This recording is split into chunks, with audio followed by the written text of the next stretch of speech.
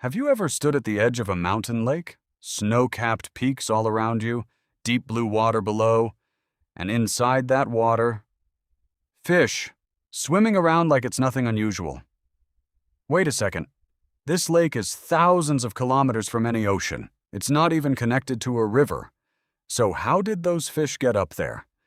This question sounds simple, but the answer is so strange that scientists ignored it for decades, because the truth behind it feels less like biology and more like science fiction.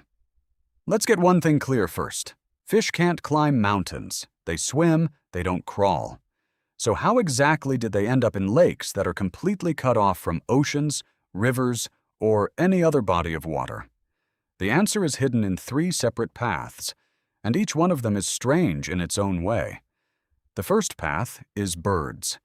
Yes, it sounds odd, but this is actually the oldest and most proven method.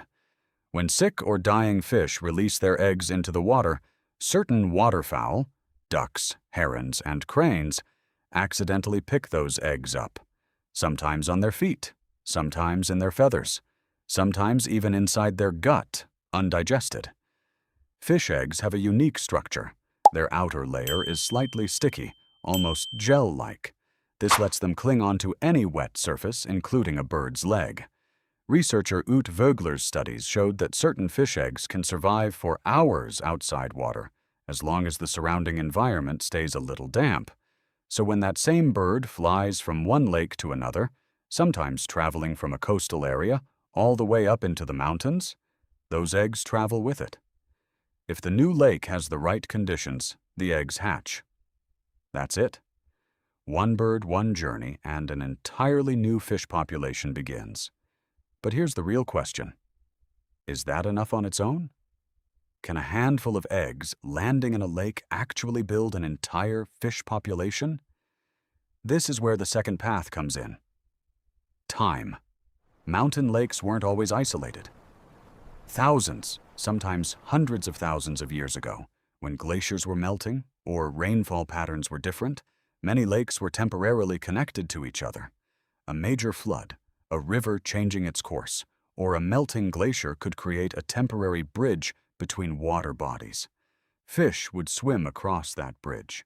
Then the climate would shift, water levels would drop, and that connection would disappear forever. The lake would become isolated again. But now, the fish were already inside. Geological studies, including research done in the Swiss Alps and the Rocky Mountains, confirm that many high-altitude lakes were actually once part of a larger river system. That river doesn't exist anymore. But its legacy? The fish is still alive up there today. Take a second and think about that. This isn't just an accident. It's a result of Earth's own history. Every lake you find beautiful on a mountaintop is actually a kind of time capsule. Inside, it is a story that's thousands of years old. Now the third path, and this one is the most recent. Humans. Over the last couple of centuries, people have deliberately introduced fish into mountain lakes, for fishing, for tourism, or sometimes just as an ecosystem experiment. In the United States, National Park Service records show that during the 1800s and 1900s, thousands of high-altitude lakes had trout species introduced by humans, carried in buckets, transported on horseback, and later even dropped in by helicopter. This became such a common practice that today, more than 95% of alpine lakes in North America that contain fish got those fish because of human action, not nature. That's a strange thing to sit with. The lake you think of as untouched wilderness may have had its entire ecosystem designed by someone 100 years ago. But this human intervention has a darker side, too. When fish were introduced into lakes that never had predators before, the entire balance of that ecosystem broke down. Insects that used to complete their life cycles freely in these lakes, like dragonflies and certain frog species, saw their numbers collapse. Ecologist Roland Knapp's research in the Sierra Nevada alpine lakes shows that in lakes where trout were introduced, native amphibian populations dropped by as much as 80%. One small human action, just a bucket of fish poured into a lake, permanently altered an entire ecosystem. Now a question should be forming in your mind. If fish reached these lakes through such difficult routes, sometimes carried by birds, sometimes through geological accidents, sometimes by human hands, how do they actually survive up there? Mountain lakes are extremely cold. Oxygen levels are low. Food is limited. These fish adapted over time. The species that survived naturally evolved to handle lower oxygen levels. Some species slowed their metabolism down so much that they are only truly active for a few months each year, staying almost dormant the rest of the time to conserve energy.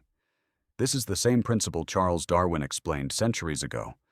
Whatever can adjust to its environment is what survives. Now pause for a moment and think about this. This isn't just a story about fish. This is your story too. The same principle works inside you. You also get placed into new situations. A new city, a new job, a new relationship. And your mind does exactly what that fish's body does. It adjusts. It adapts. And given the chance, it builds an entirely new life inside that new environment. Stop here for a second and tell me, do you have a story of adaptation? Something you went through, or something you watched someone else go through? Drop it in the comments. I genuinely want to know how you adjust when life throws you into unfamiliar territory. Let's go back to the lakes. These three paths we just walked through, birds, geological history, and human hands, none of them alone explains everything. Every lake has its own unique story. Some got their fish through a geological connection thousands of years ago, some through bird transport, and some, as you saw in the North America statistics, through direct human control. But here's the most fascinating part. When scientists combine all three of these factors together, they realize something bigger.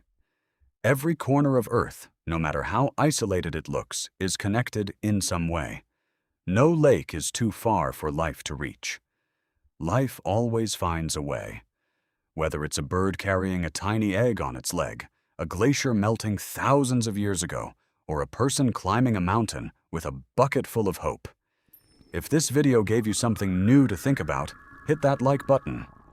It helps this kind of content reach more people who are actually curious about how the world works.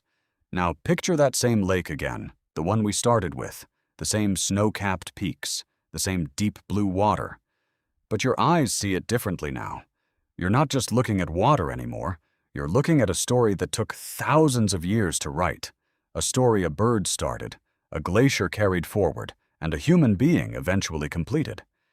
If you enjoy uncovering hidden science and history like this, subscribe to the channel because next time we're going to dig into another question whose answer will completely change the way you see the world.